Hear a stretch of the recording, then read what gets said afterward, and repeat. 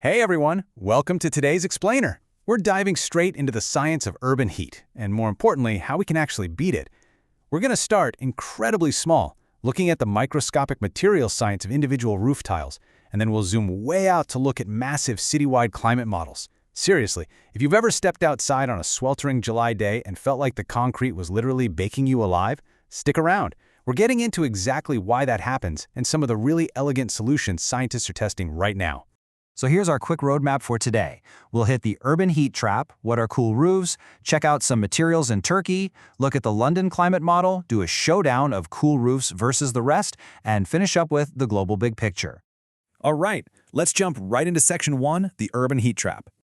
I want to throw this question right to you. How on earth do we beat the heat when the very design of our cities is built to trap it? Now, I know the instinctual reaction when the thermometer spikes is to run inside and just crank the AC. I mean, it makes total sense, right? We all just want to be cool. But as we're going to see in the data in just a minute, our individual survival strategies are actually creating this massive collective crisis for the outdoor environment. To really get this, we've got to understand the urban heat island effect. Basically, it's a phenomenon where cities actually physically alter their local climate, causing way higher temperatures than the rural areas surrounding them. Just think about it. All that dark asphalt, massive buildings blocking the wind, barely any trees. Cities essentially soak up the sun's radiation like a giant sponge and just refuse to let it go. It absolutely ruins outdoor comfort and drives up heat-related health risks. So, how do we stop the city from acting like a sponge? That brings us to Section 2. What exactly are cool roofs? Okay, the first core concept we need to tackle is albedo. Albedo is just the measure of a surface's ability to reflect solar radiation instead of absorbing it. It's super easy to picture if you think about picking an outfit on a bright summer day. If you put on a black t-shirt, well, it absorbs all that sunlight and you start sweating instantly. But if you throw on a crisp white t-shirt, it bounces that light away and you stay cooler. A cool roof is essentially just putting a white t-shirt on a building. But actually, it's a bit more complicated than just picking a color. Because here's the catch. True cool roofs require high solar reflectance and high infrared emittance. It's not just about bouncing visible light away. Even the absolute best reflective materials are going to absorb some heat during a long summer day. High infrared emittance means the material can efficiently release or radiate whatever heat it does absorb back up into the atmosphere, rather than trapping it and pushing it down into the building below. Let's look at some real-world testing in Section 3, Material Science in Turkey. What's totally wild here is the resilience of these materials. Take a look at the solar reflectance signature of a standard red clay tile. First, you've got a brand new tile. Next to it is that exact same tile after a year of accelerated weathering in a lab, basically getting blasted with simulated sunlight and intense heat. If you look at the shape of those lines across the light spectrum, they are almost identical.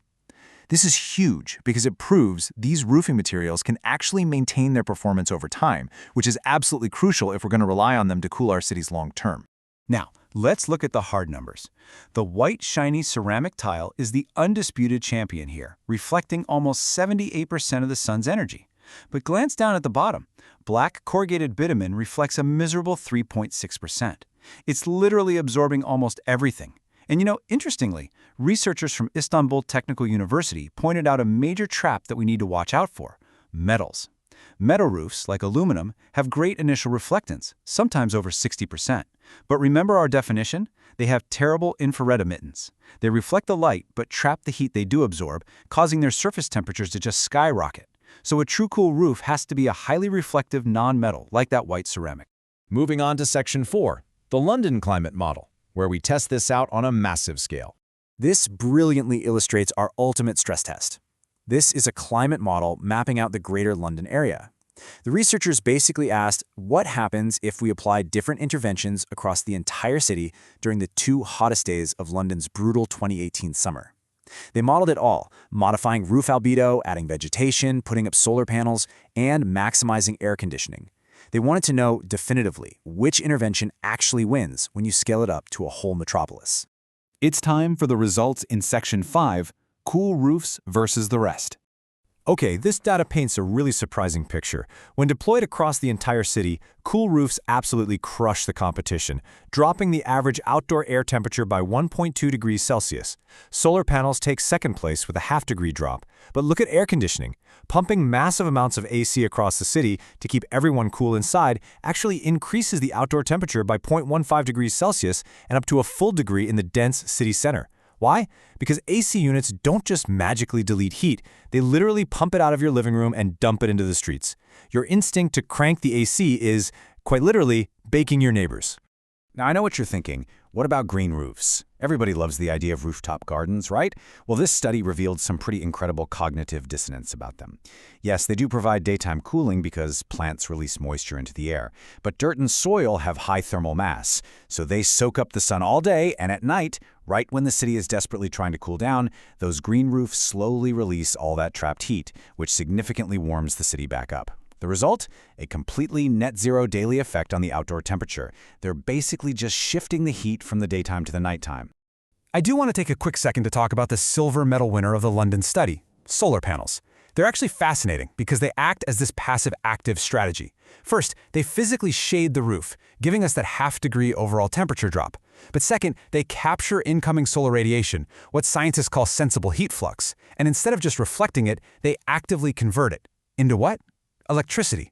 The model showed that a realistic rollout of rooftop solar generated enough power to perfectly offset the massive energy strain from the city running all those AC units. It's seriously a brilliant 2-for-1 solution. Finally, let's zoom all the way out for Section 6, the global big picture.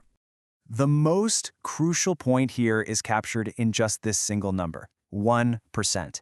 Because despite the massive impact our cities have on our daily lives, urban areas actually only cover about 1% of the Earth's total surface area. And because our urban footprint is so relatively tiny on a planetary scale, modifying the albedo of literally every single urban roof and pavement globally would only give us a tiny global temperature drop. We're talking 0.11 degrees Celsius at most. Plus, climate models warn that changing temperatures that drastically in concentrated pockets could even disrupt regional rainfall patterns, which could really mess with water resources and agriculture. So, painting our roofs white is definitely not a silver bullet for global climate change. But that brings us to our final thought. Surface albedo modification might not reverse global warming entirely, but as the data from London proves, it is an incredibly powerful tool for local climate adaptation. It lowers the heat island effect, slashes cooling energy demands, and ultimately saves lives during extreme heat waves.